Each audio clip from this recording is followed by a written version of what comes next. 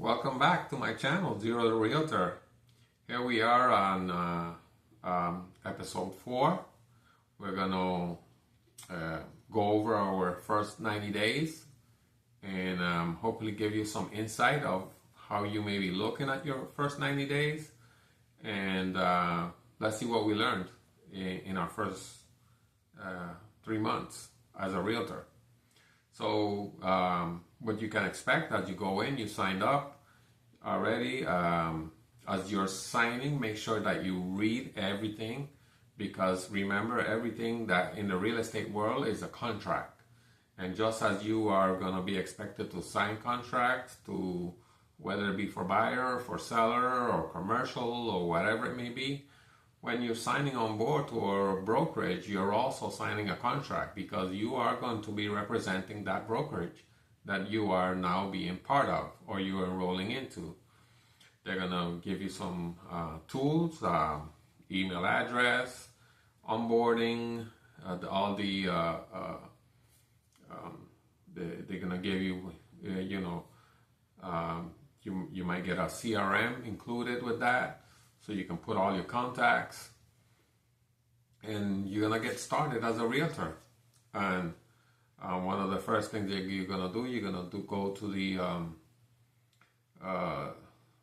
the local real estate board and join your local real estate board, and you are now going to be part of Realtor. So when I went to the MLS, when I went to the Lakeland Association of Realtor, one of the first shocker is $1,500 to join. Well, in that $1,500 to join, there was also like an onboarding fee, a first time fee. I don't know, whatever fee you want to call it.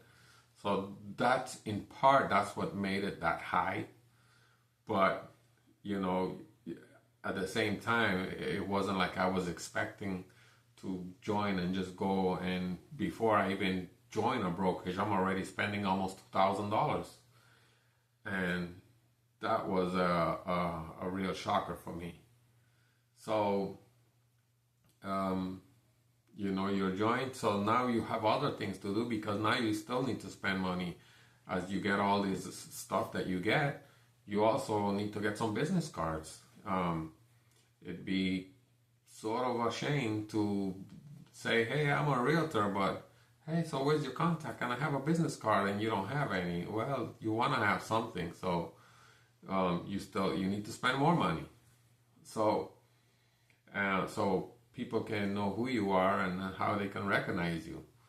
So another thing is, when you're doing open houses, are you using generic signs, or you want to do a branded sign?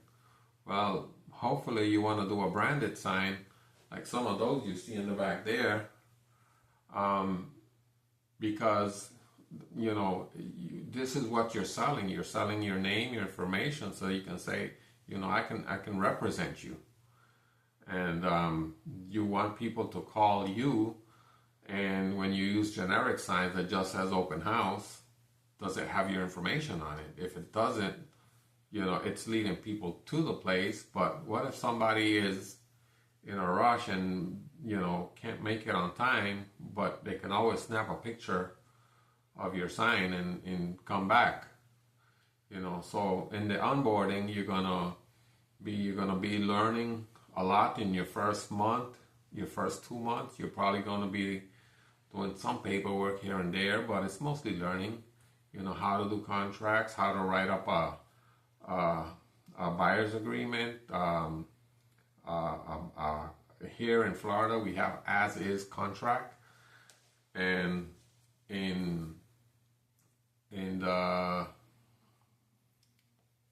whether it's listing or selling, you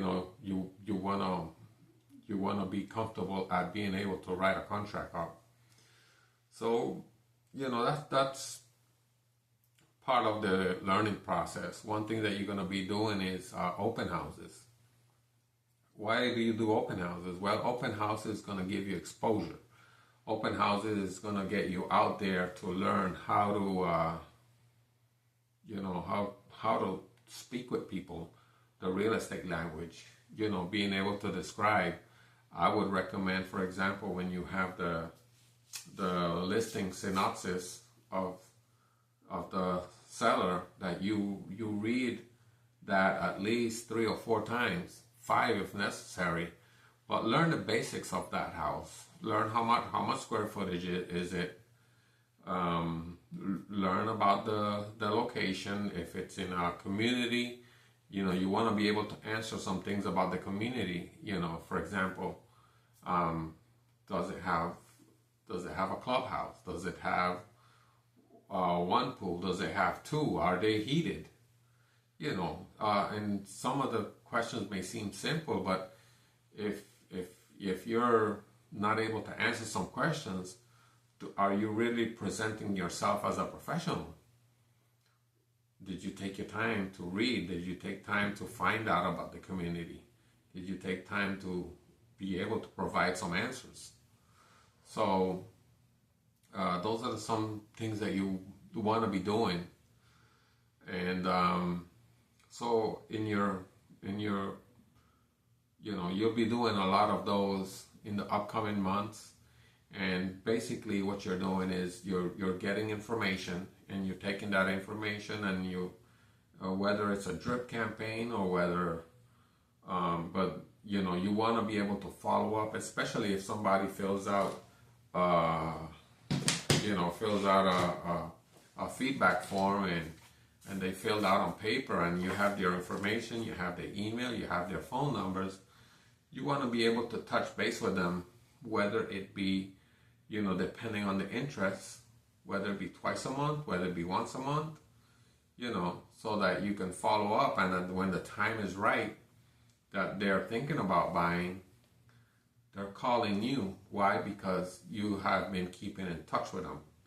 They already know your name, they know who you are, they've met you in person, and hopefully, whether it be soon or whether it be later, you can become their go-to agent when the time is right for them to buy or sell.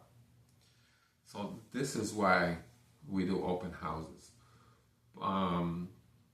One of the things that we have to learn is to be patient.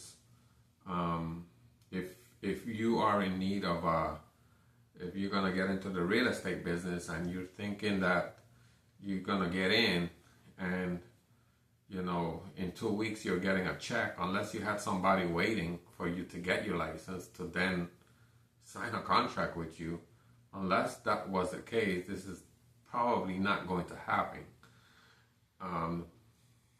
The real estate business is a nurture business, in where it's you have to plant the seed, and later reap the rewards. It's more like a nursery, if you want to call it that, where basically it's planting. That's what a nursery is. You're going to be planting. You're going to do a lot of planting, and you just don't know, when it's going to reap the rewards, but there will be rewards, whether it be sooner or whether it be later. But it's up to you, because if you don't water the seeds, they will never grow.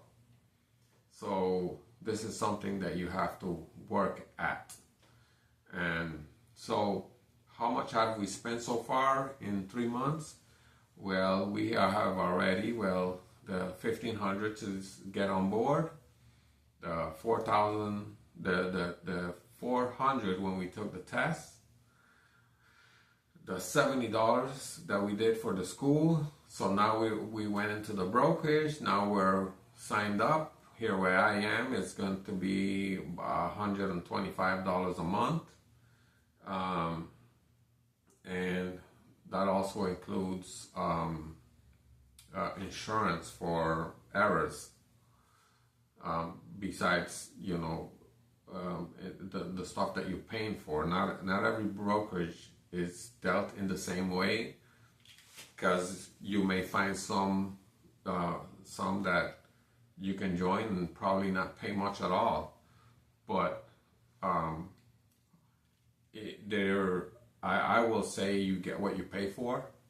So if you're probably in a low paying brokerage, they're probably not giving you much.